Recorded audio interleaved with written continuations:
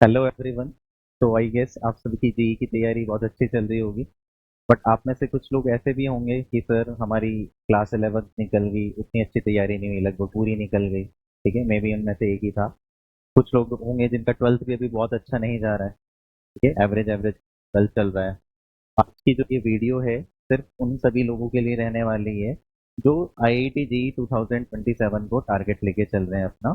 ठीक है, IIT JEE में अगर मैं बात कर रहा हूँ तो अगेन मेंस एंड एडवांस मैं आपको यहाँ पे दोनों ही एग्जाम की स्ट्रेटेजी शेयर करने वाला हूँ कि किस तरह से आप बचे हुए समय में करीब 7 से 8 महीने अपने बचे हुए हैं, अपनी प्रिपरेशन को और अच्छा इनहेंस और बूस्ट कर सकते हैं। ठीक है, तो ये वीडियो किन के लिए रहने वाला है? जो अभी क्लास 12th में है या फिर ड्रॉप के नेक्स्ट ईयर आईआईटी जेई की तैयारी के लिए प्लान कर रहे हैं। ठीक है, चलिए करते हैं स्टार्ट। अपन यहाँ पे कुछ ऐसे पॉइंटर्स डिस्कस करेंगे जो कि काफ़ी इफेक्टिव हैं अपनी प्रिपरेशन को अच्छा करने के लिए। और अगर आपने इन पॉइंटर्स को अच्छे से फॉलो किया थ्रू आउट द ईयर बचे हुए टाइम में, तो definitely you will succeed with a good rank. Okay, तो पॉइंट नंबर 1, सबसे पहले आपको क्या करना है, you have to come out of your fear. काफ़ी लोगों को बहुत फियर होता है कि क्लास 11th पूरा चल गया, 12th भी चला गया है, बहुत अच्छा नहीं जा रहा है, बोर्ड्स की भी तैयारी करनी है, और कैसे मैं तैयारी करूं? 15 लाख लोग दे रहे हैं, बहुत कम सीट्स हैं, आईआईटी बॉम्बे चाहिए, आईआईटी दिल्ली चाहिए, कैसे करूंगा? तो first thing starts with your come out of your fear. ठीक है, आपको बिल्कुल डरना या घबराना नहीं है। ठीक है, सबसे पहले आपको इस माइंड सेट में लेना है, आना है कि हाँ भाई मेरे को अच्छे से तैयारी करनी है आईआईटी जेई की। क्योंकि बाकी और बच्चे जो आपके टॉपर बैठे हुए हैं और भी जो हैं, जो आईआईटी जेई की सीट निकाल के लेके जा रहा है, वो कोई अलग नहीं है, उसके लिए भी सेम सिलेबस है, सेम एनवायरनमेंट है, सेम अमाउंट ऑफ टाइम बचा हुआ है। तो अगर वो कर सकते हैं तो आप क्यों नहीं कर सकते? राइट। तो सबसे पहले अपने आप को आपको कंफर्ट जोन में लाना है। You have to make believe कि हाँ, कि मैं तैयारी कर सकता हूँ। ठीक है, इस तैयारी को करने के लिए routine is very much required. You have to make proper routine. अब रूटीन से मेरा क्या मतलब है? आप अपने स्लीपिंग टाइम और उठने के टाइम, जिस समय आप सोते हैं, जिस समय आप उठते हैं, तो आप एक प्रॉपर शेड्यूल में मेंटेन कर लीजिए, रूटीन में कर लीजिए। मीन्स लेट से अगर आपको रात को 11 बजे आपको नींद आती है तो आप 11 बजे सो जाइए। 5 से 6 बजे अगर आप उठते हैं तो आप 5 से 6 बजे उठ जाइए। ये टाइम वेरी कर सकता है अकॉर्डिंग टू योर ओपिनियन। वैसे ज़्यादा अच्छा रहेगा अगर आप सुबह जल्दी उठ के पढ़ाई करें, क्योंकि रिसर्च ये कहती है कि सुबह उठ के पढ़ने से माइंड में थोड़ा लंबे समय तक चीजें स्टोर रहती है। ठीक है, अपनी एफिशिएंसी थोड़ी ज्यादा होती है। ठीक है, बट अगेन ये डिपेंड करता है, कुछ लोग रात में पढ़ना प्रेफर करते हैं, सुबह पढ़ना प्रेफर करते हैं। बट मेरा यहाँ पे आप लोगों से रिक्वेस्ट ये है कि जो भी टाइम आपका कंफर्टेबल है वो आप through out the routine continue करें। एक और एडिशनल पॉइंट मैं यहाँ पे बोलना चाहूंगा, आपको पता है आपका जेई का पेपर जो होता है 9 to 12 होता है मॉर्निंग में, एंड उसकी आफ्टरनून टाइमिंग होती है 2 to 5 PM। तो try to keep your self active during this hours. ठीक है, क्योंकि अपनी ब्रेन सेल्स उस हिसाब से अपने आप को एडजस्ट कर लेती है। अगर आप इस टाइम पे अपने आप को एक्टिवेट रखेंगे तो आप एग्जाम में भी अच्छा परफॉर्म कर पाएंगे। अगर आपकी इस टाइम पे सोने की आदत है, बहुत सारे स्टूडेंट्स मैंने ऐसे देखे हैं जिनका उठने का टाइम ही 9 से 10 बजे होता है, तो एग्जाम में डेफिनेटली फिर आपको नींद आ रही होगी और आपका एफिशिएंसी डिक्रीज हो जाएगा। तो first of all sleeping time और उठने के टाइम को आप एक प्रॉपर रूटीन में ले आइए, जो भी टाइम पे आप कर रहे हैं। ठीक, 6 to 7 hours of sleep is sufficient. 6 to 7 hours से ज़्यादा नहीं होना चाहिए इन अ डे। ठीक है, ये हो गया अपना पहला पॉइंट। स्टे हाइड्रेटेड, पानी बहुत ज़्यादा मात्रा में पीजिए। It will keep you energise to preparation for the preparation. ठीक है, पानी अच्छी मात्रा में पीजिए।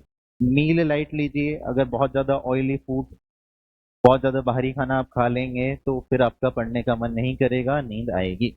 तो ड्यूरिंग द प्रिपरेशन अपने को अपने मील को एकदम लाइट रखना है। कभी कभी वीक में एक बार दो बार हो जाए that is fine, but throughout the year keep your meal light so that you can prepare properly. ठीक है, ये हो गए कुछ जनरल पॉइंट्स की फियर पहले आपको स्ट्रेटराइज करना है एंड देन रूटीन प्रॉपर बनाना है। अगर मैं नेक्स्ट पॉइंट की बात करूं, नेक्स्ट पॉइंट है राइट फोकस स्ट्रेटेजी। किसी भी एग्जाम को क्रैक करने के लिए स्ट्रेटेजी बहुत इंपॉर्टेंट होती है। आप मेहनत करते जा रहे हैं without any strategy, it will not be a fruitful, उससे कोई आपको अच्छा रिजल्ट नहीं मिलेगा। बट वहीं पे अगर आपने एक राइट फोकस, राइट डायरेक्शन में अलाइन होके प्रॉपरली तैयारी करी है, प्रिपरेशन करी है, तो आप डेफिनेटली किसी भी का टफ से टफ एग्जाम को क्रैक कर सकते हैं। तो देखिए स्ट्रेटेजी आपको कैसे बनानी है। आपके फिजिक्स केमिस्ट्री मैथ 3 सब्जेक्ट्स हैं। सभी सब्जेक्ट्स में करीब 20 से 30 चैप्टर्स होते हैं अगर मैं class 11th and class 12th का सिलेबस को इंक्लूड कर दूं। ठीक है, तो आपको क्या करना है, उन चैप्टर्स को 3 पार्ट में डिवाइड कर लेना है। एक्सपर्ट लेवल जो आपको अच्छे से आता है, ठीक है, मतलब you will be able to solve the sufficient type of question, ठीक ठाक क्वेश्चन कर लेते हो। कुछ कठिन क्वेश्चन में आपको इश्यूज आते हैं। उस एक्सपर्ट लेवल के क्वेश्चंस को आपको किस तरह से प्रिपेयर करना है, एक बार आपको नोट्स उनके गो थ्रू करने हैं। नोट्स आर वेरी इंपॉर्टेंट, जरूर गो थ्रू करिए। और उसके नॉन कन्वेंशनल क्वेश्चंस आपको करते हैं। देखिए मैंने क्वेश्चंस को 2 कैटेगरी में डिवाइड किया है, non conventional and conventional question. Conventional questions कैसे होते हैं, आपको पता है किसी भी एग्जाम में 50% 60% ऑफ क्वेश्चंस ऐसे होते हैं जो डायरेक्टली फॉर्मूला बेस्ड या स्टेटमेंट बेस्ड होते हैं। ठीक है, डेफिनेशन या फॉर्मूला बेस्ड होते हैं। उन क्वेश्चन को अपन बोलते हैं कन्वेंशनल क्वेश्चन, डेफिनेशन और फॉर्मूला बेस्ड।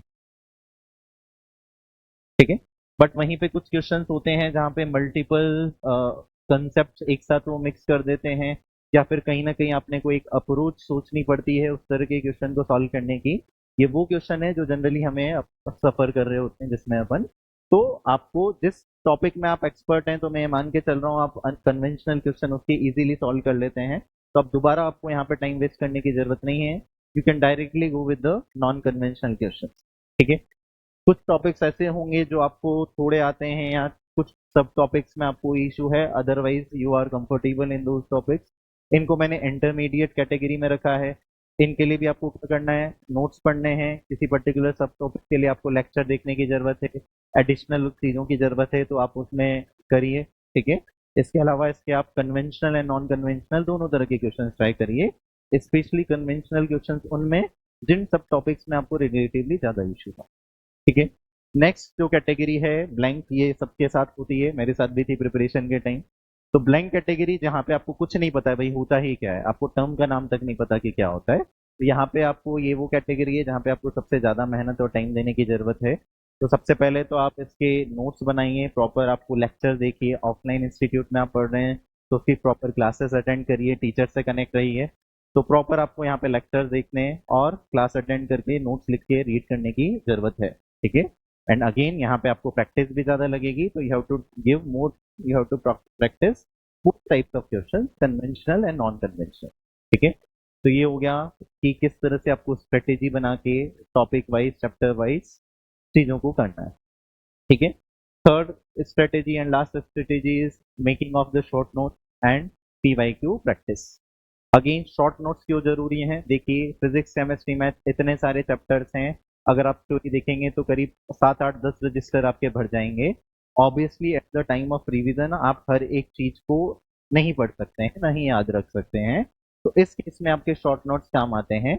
शॉर्ट नोट्स में आपको क्या करना होता है, कंसेप्ट डेफिनेशन, जो भी कंसेप्ट हैं, स्पेशली केमिस्ट्री में there are lot of theories definitions जिन पे आपको फोकस करना है, अंडरलाइन कर सकते हैं, इसलिए या तो आप अलग से बना सकते हैं एक नोटबुक में, या फिर जो भी आपके रेगुलर नोट्स हैं उसमें आप अंडरलाइन एंड हाईलाइट कर लीजिए चीज़ों को।